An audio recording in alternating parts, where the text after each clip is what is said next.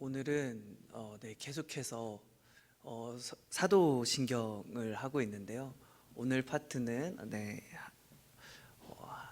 전능하신 하나님 우편에 하늘에 오르사 전능하신 하나님 우편에 앉아 계시다가 라는 파트로 우리가 말씀을 전하게 됐습니다. 네, 제가 오늘은 그래서 참 날이 가는 날이 장날이라고, 오늘 실제로 또 장날이죠. 죄송합니다. 네, 오늘 날이 좋은데 제가 되게 큰 도전을 했어요, 사실은. 그래서 제가 이거를 우리가 리더들, 우리 목자분들이요, 우리 금요일마다 모여서 오늘 제가 드릴 그 설교와 또 목장 모임을 위한 어떤 교육을 받고 있다는 거 혹시 여러분 알고 계시나요? 우리 목자분들이 참 어렵고 힘든 가운데서도 금요일마다 모여서 우리 하나님 말씀을 나누고 있는데, 이제 그때 과연 제가 이 큰 도전을 이야기를 할까, 이걸 해야 되나 말아야 되나 그때까지 고민을 하다가, 지금부터 이야기를 하지 않으면 이제 앞으로 있을 우리가 성령을 믿사오며 그 부분을 도저히 감당할 수 없을 것 같아서 오늘은 큰 도전을 가지고, 큰 두려움과 떨림을 가지고 이 자리에 섰습니다. 왜 제가 이걸 큰 도전이라고 이야기를 하는가? 오늘부터 그리스도와의 연합을 제가 여러분께 전하려고 한다라는 것이죠. 그 도대체 이게 무엇인가? 그리스도와의 연합, 그거를 이제는 설명하게 될 텐데요. 먼저 오늘 본문이요, 사도행전 2장 33절인데 여기서도 이야기를 하고 있죠. 하나님께서 예수님을 높이사 하나님 우편에 앉게 하시고, 또 예수님께서 우리에게 약속하신 그 성령을 하나님께 받아서 우리에게 보내주셨다. 이게 참 어찌 보면 우리가 지금 오늘 다룰 그 내용의 핵심적인 내용이다라는 것이죠. 그러면 첫 번째로 하늘에 오르사 하나님 우편에 앉아 계시다가 그 의미가 중요하게 된다라는 것이죠. 그게 도대체 무슨 의미인가? 하늘에 오르사 하나님 우편에 앉았다라는 게 도대체 무슨 의미인가? 라고 봤더니 예수님께서요, 하나님처럼 되셨다라는 것이죠. 예수님께서 그 하나님과 동등된 위치에 있다라는 말을 오늘 성경이 우리에게 전해주고 있다라는 것입니다. 그 말은 무엇인가? 예수님께서 이제는 하나님께 이 세상을 다스리고 이 세상을 주관하시고 이 세상의 왕으로서 온전히 그 하나님 우편에 앉아 계신다라는 말을, 그런 의미를 우리에게 전해주고 있는데, 그 예수님께서요, 그러면 그 우편에 앉으셔서 무슨 사역을 하셨는가, 어떤 일을 하고 계신가, 지금까지도 우리에게 어떻게 예수님이 우리에게 무엇을 하고 계신가, 이 내용이 중요하게 된다라는 것입니다. 그러면 예수님께서 어떤 일을 하셨을까요? 예수님 우편에 앉으셔서 무엇을 하셨는가 봤더니, 첫 번째는요, 우리에게 성령을 보내주셨다라는 겁니다. 보혜사 성령을 우리에게 보내주셨다라는 게 참 감사한 일이고, 사실 이 일이 우리는 쉽게 이야기를 하지만 이게 너무나 어마어마한 일이라는 것을 이제 앞으로 제가 큰 도전인 그 그리스도의 연합을 통해서 말씀을 드리고자 합니다. 그런데 이 성령을 보내주신 것이 사실은 예수님께서 하늘에 올라가셔서 우편에 앉아 계시다가 우리에게 이제 심판하러 오시게 되겠지만 우리에게 성령을 보내주셨는데, 그리고 또 한 가지 하신 게 있다라는 거죠. 성령을 보내주시면서 우리에게 지금까지 무엇을 하고 계신가? 온전히 우리의 중보자로서 우리를 위해 중보 기도를 하고 계신다라는 것입니다. 우리를 위하여 간구하시는 분이 바로 예수님이시다라는 겁니다. 이 예수님이, 그런데 단지 어디에 중요한 사실은 이 예수님이 하나님처럼 이 세상을 다스리는 왕으로서 계신데요, 그 예수님이 우리를 위해 간구하시는 그 중보자로서도 계신다라는 것이죠. 이게 하늘로 올라가신 그 예수님께서 우리에게 해주신 일이다라는 것인데, 그런데 아까 말했듯이 그러면 예수님께서 우리를 위하여 간구하시는데 무엇을 간구하시는가? 이미 우리가 이야기를 했던 우리의 죄를 위해 십자가에 달리시고 또 부활하신 그 예수님이 결국 그 우리의 죄 가운데 있을 때, 또 우리가 참 안타까운 상황에 있을 때, 우리가 하나님 떠나는 상황에 있을 때 그때마다 간구한다라는 것입니다. 내가 그 사람을 위해 죽었습니다. 이 사람은 죄가 없습니다라는 것들을 예수님께서 하나님 우편에 앉아 계시면서 우리를 어찌 보면 변호하고, 아니 변호라는 그 의미보다 우리가 죄 없음을 예수님이 친히 드러내고 계신다라는 사실을 우리가 기억해야 한다라는 것입니다.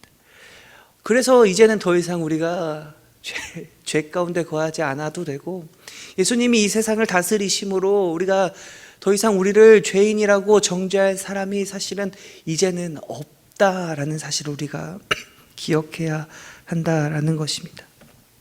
그런데 중요한 것은 우리는 그런 상황에 있는데요, 우리는 여전히 어떤 딜레마에 빠지게 됩니다. 우리는 여전히 죄를 짓는 게 좋을 때가 있고요, 우리는 여전히 하나님과 멀어지는 삶을 살아가고 있고, 우리는 여전히 죄인처럼 살아가고 있는 모습들이 우리의 삶 가운데 있다라는 것이죠. 이게 우리가 살아가는 현실이다라는 것입니다. 그런데 그 가운데 참 우리가 왜 그럴까? 나는 왜 이럴까? 나는 왜 이것밖에 안 될까? 왜 나는 참 이런 모습으로 살아가야만 하는 걸까? 왜 나는 이런 상황에 처해야만 하는 걸까라는 상황 가운데 우리가 반드시 기억해야 할 것은, 우리를 위하여 간구하시는, 그리고 이 세상을 다스리시는 예수님이 하나님 우편에 앉아 계신다라는 사실을 우리가 기억해야 한다라는 것이죠.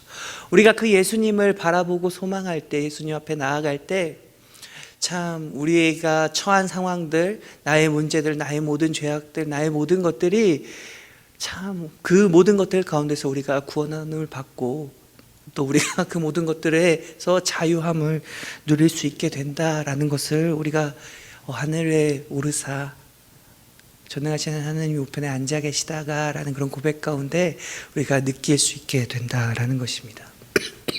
그런데 제가 사실은 지금까지의 내용이 오늘 설교의 단데요. 제가 그럼 왜 이렇게 빨리 끝냈는가? 중요한 것이 이제 그리스도와의 연합을 이야기를 하기 위해서 빨리 끝내게 되었는데, 그럼 그리스도와의 연합을 왜 이야기를 해야 할까요?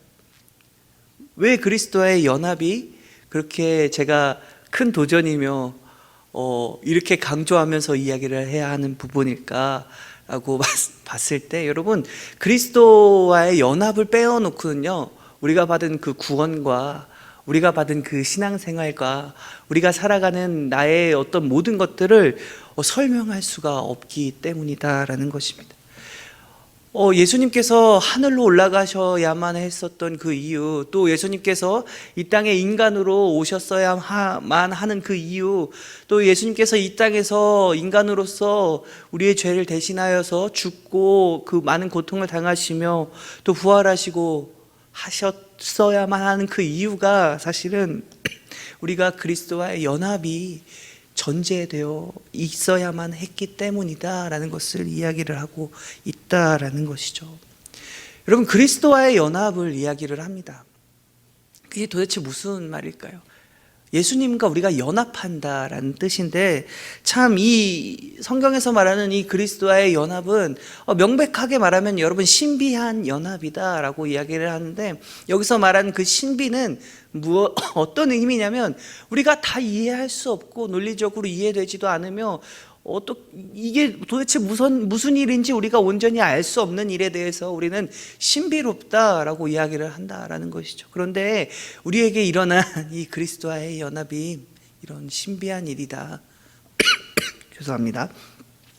신비한 일이다. 성경이 말을 하고 있다라는 것입니다. 그런데 우리가 다 이해할 수는 없으나 이 그리스도와의 연합으로 인하여 우리가 얻게 되는 것, 이 그리스도와의 연합이 도대체 어떤 일인지, 이 그리스도의 연합으로 인하여 우리가 어떤 상황을, 또 어떤 존재가 되고 어떤 것들을 바라보게 되는지를 우리가 중점적으로 바라봐야 하는데요. 그러면 이 중요한 것은 성령을 우리에게 보내주셨다, 오늘 이야기를 했습니다. 오늘 본문 가운데 성령을 우리에게 보내주셨다라는데, 이 사도행전 2장이 처한 사도행전 2장의 앞에 내용에 어떤 일이 등장을 하게 되는가? 오순절 성령 강림 사건이 등장을 하게 됩니다.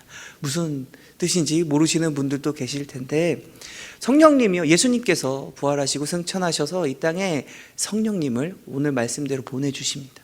근데 그 성령님이 그 오순절이라는 그 날에 함께 기도하는 그 사람들에게 성령님이 임하신 사건을 오순절 성령 강림 사건이라고 하는데, 이제 그때부터 이제 예수님이 보내신 그 성령님이 우리에게 임하시고 또 그 사람들에게 임하셔서 우리 안에 거하시게 된 그 사건을 오순절 강림 사건이다라고 이야기를 하고 있는 것이죠. 그런데 그 사건이 일어난 그 일이 있은 다음에 오늘 그 기이한 일, 그 신비로운 일을 경험한 사람들에게 오늘 이 베드로가 이 오순절 설교를 하면서 이야기를 하고 있다라는 것이죠.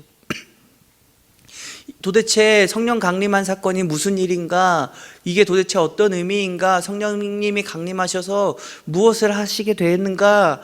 그 효과는 무엇이고 우리는 그 강림 사건으로 인하여 무엇을 알게 되는가에 대한 부분들을 이 베드로가 오순절 설교 가운데 이야기를 하고 있다라는 것입니다.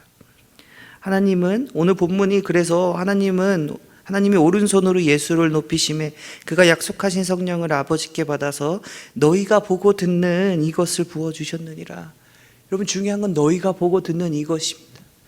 이 너희가 보고 듣는 이것이 바로 이 오순절 성령 강림한 그것을, 너희가 보고 듣는 이것을 예수님께서, 하늘로 올라가신 예수님께서 우리에게 부어주셨다라고 이야기를 하고 있는 것이죠. 성령님을 보내주셨다라는 것입니다. 그러면 이 오순절 성령 강림 사건에 무슨 일이 있었는가 참 중요하게 됩니다. 그런데 어떤 일이 있었는가? 그 가운데 가장 중요한 일은요, 하나님의 큰 일을, 하나님께서 하신 일을, 예수님께서 행하신 그 일들을 많은 사람들이 보고 듣고 깨닫게 됩니다. 예수님이 이 땅에 오셔서 죽으신 그 사건들, 그 일들이 진짜 어떤 의미였는지를 많은 사람들이 듣고 깨닫고 알게 된다라는 것이죠. 그로 인해 그럼 뭐가 일어날까요? 그렇게 예수님을 알게 되었다라는 것입니다. 여러분, 그런데요, 이게요, 우리에게도 동일하게 적용이 되어야 한다라는 것이죠. 우리가 예수님을 안다라는 거, 우리가 구원받았다라는 거, 우리가 참 하나님이 어떤 분이신지를 안다라는 것 자체가, 여러분, 이것은요 너무나 큰 일이다라는 것이죠. 이것은 있을 수 없는 일이 우리에게 벌어졌다라는 사실을 우리가 알아야 한다라는 것입니다. 그러면 우리가 어떻게 하나님을 알 수 있는가? 우리가 어떻게 하나님을 우리의 삶 가운데 경험하는가? 우리가 어떻게 우리가 구원받은 사실을, 또 우리가 받은 그 구원을 우리의 삶 가운데서 누리며 살아가는가? 여러분, 그것을 가능하게 하시는 거, 2000년 전 있었던 그 사건을 실제로 지금 내가 내 삶에 연결되어서 내가 그 구원함을 얻었다, 내가 그 죄사함을 얻었다 고백할 수 있는 것은 바로 우리에게 보내신 그 성령님 때문에 우리가 그런 고백을 할 수 있게 된다라는 것이죠. 성령님께서 우리가 받은 그 구원을 우리의 삶에 적용하고 계신다라는 것입니다. 그런데 이게 이렇게만 이야기를 해도요, 무슨 말인지 모릅니다. 이게 도대체 어떤 의미인가? 그게 어떻게 적용되는가? 그 적용은 어떻게 일어나는가가 또 중요하게 되는데, 여러분, 이게요, 그 적용이요, 그래서 중요한데 오늘 이야기를 했던 그리스도와의 연합 때문이다라는 겁니다. 그리스도와의 연합, 우리가 예수님과 하나 되었다라는 것을 이야기를 하는데요, 우리가 기도할 때도 많이 이야기하죠. 우리가 주 안에서 하나 되게 하여 주시옵소서. 주님, 네, 주님과 앞에 나아갑니다. 주님, 나의 안에 거하여 주시옵소서. 주님, 내가 주님과 하나 되게 하여 주시옵소서라는 그런 고백들을 우리가 너무나 많이 하고 있는데요, 그게 바로 그리스도와의 연합이다라는 것이죠. 그러면 이 그리스도와의 연합을 왜 우리가 고백하고 그것들이 어떤 의미가 있는가? 왜 그리스도와의 연합으로 인하여 그 2000년 전 있었던 그 구원의 사건이, 예수님께서 오셔서 죽고 부활하신 그 십자가의 구원이 우리에게 적용이 되는가? 우리가 그리스도와 하나 되었다라는 그 의미는 내가 예수님과 하나 되어서요, 예수님이 그때 고통당하시고 아프시고 죽으실 때, 또 부활하실 때 내가 동일하게 그 죽음을 예수님과 하나됨으로 경험했다라는 사실을 이야기를 하고 있다는 것입니다. 무슨 말인지 이해되지는 않습니다. 어떻게 내가 그런 일들이 가능한지를 우리는 이해할 수도 없고 알 수도 없습니다. 그러나 신비한 연합이다라는 거, 영적인 연합이다라는 사실을 성경을 통해서 이야기를 하고 있는데, 내가 예수님과 함께 십자가에서 죽었고 내가 예수님과 함께 예수님처럼 부활할 것이다, 부활했다라는 거, 부활한다라는 그 사실을 성경이 그리스도와의 연합을 통해서 우리에게 전해주고 있다라는 것입니다. 그러면 왜 그리스도와의 연합이 우리에게 가능한가? 우리는 사람이고 예수님은 하나님의 아들이시면서 또 하나님이셔서 하나님이신데, 신성인데 우리가 어떻게 그리스도와 연합할 수 있는가? 인간과 신이 어떻게 연합할 수 있는가? 여러분, 그게 성육신을, 우리가 그 이야기를 했던, 예수님은 100% 하나님이시면서 또 예수님은 100% 인간이셨다라는 그 성육신을 통해 가능하다라는 것이죠. 그래서 이제는 우리가 예수님과 하나 될 수 있습니다. 우리는 예수님과 하나 된 사람들이며, 그 예수님과 하나됨으로 인하여 그리스도와의 연합을 우리는 지금 이루어 나가는 사람들인데, 그것을 하게 하는 것, 그것을 가능하게 하는 것, 그것을 유지시키며 우리가 하나님이 어떤 분이신지, 예수님이 어떤 분이신지, 예수님 안에서 하나 되게 하는 그 사역을 하시는 분이 바로 성령님이시다라는 것이죠. 오늘 되게 너무 어려운 내용들입니다. 그래서 제가 큰 도전이라고 말씀을 드렸는데, 이게 그러면 도대체 내 삶에 어떤 의미가 있는가? 내가 지금 이런 지식적인 측면들을 아는 것이 내 신앙에 있어서, 내 구원에 있어서, 앞으로 내 삶에서 당장 내가 처한 현실에서 도대체 무슨 의미가 있는가? 중요하다라는 것이죠. 여러분, 우리가 그리스도와 하나 되었다라는 그 의미, 그리스도와 연합하게 되었다라는 그 의미는요, 명백하게 우리가 하나님을 알아갈 수 있다는 그 의미와, 우리가 구원받았다는 그 의미와, 또 우리의 삶에 있는 그 모든 문제들 가운데 주님께서 함께 하시며 나를 끝까지 도우시고 나를 포기치 않으시며, 나의 모든 아픔과 나의 모든 절망과 나의 모든 실패들과 나의 연약한 부분들, 아니면 나의 부끄러운 그 모든 부분들까지 하나님께서 나를 붙드시고 치유하시고 회복시키신다라는 의미입니다. 그리고 더 나아가서 거기서 그치는 것이 아니라, 여러분, 오늘 말했던 전능하신 하나님 우편에 앉아 계신다, 하나님의 자녀로서의 그 상속권을 가지고 계신 그분과 우리가 하나됨으로 어떤 일이 벌어지는가? 우리가 그분과 그분의 자녀가 될 수 있다라는 것입니다. 우리가 하나님의 자녀가 된다라는 그 의미가 그리스도와의 연합을 통해 가능하다라는 것이죠. 우리는 너무 쉽게 생각합니다. 하나님의 자녀가 되었다라는 거, 그러면 우리가 누릴 수 있는 게 뭐지? 내 삶에 그것으로 인하여 적용시킬 수 있는 게 뭐지? 그것들로 인하여 내가 위로받을 수 있고 내가 도움을 받을 수 있고 내가 무엇을 할 수 있지가 우리에게는 초점이 맞춰지게 되는 게 우리의 현실이며 우리의 생각들인데요. 여러분, 근데 그리스도와의 연합은요, 그것들이 더 이상 중요하게 되지 않는다라는 의미입니다. 내가 나에게 있는 것보다, 나에게 처한 상황들보다, 내가 겪었던 일보다, 나의 아픔보다, 나의 평안보다, 나의 행복보다 뭘 우선시하게 되는가? 예수님을, 또 하나님을 우선시하게 되는 삶을 살아가게 된다라는 사실을 우리가 그리스도와의 연합을 통해 알 수 있다라는 것이죠. 그래서 사실 오늘은 맛보기입니다. 아직 시작도 안 했는데요, 시간이 벌써 끝날 시간을 향하고 있다라는 거죠. 그래서 이게 제가 이제 다음에 심판주로 오실 그 예수님을 이제 남기아 목사님이 설명해 주실 것이고, 설교를 통해 우리에게 말씀을 전하실 건데, 그 이후에 성령을 믿사오며 라는 그런 고백이 도대체 어떤 의미인지를 오늘 맛보기를 통해, 또 오늘에 이어서 그 다음에 이어서 하기 위해서 제가 참 빌드업을 쌓고 있다라는 것이죠. 그래서 오늘 말씀드렸던 이 부분들을 꼭 잊지 마시고 기억해 주셨다가 이제 다음에 있을 제 설교에 기억해서 와 주시면 정말 감사하겠습니다.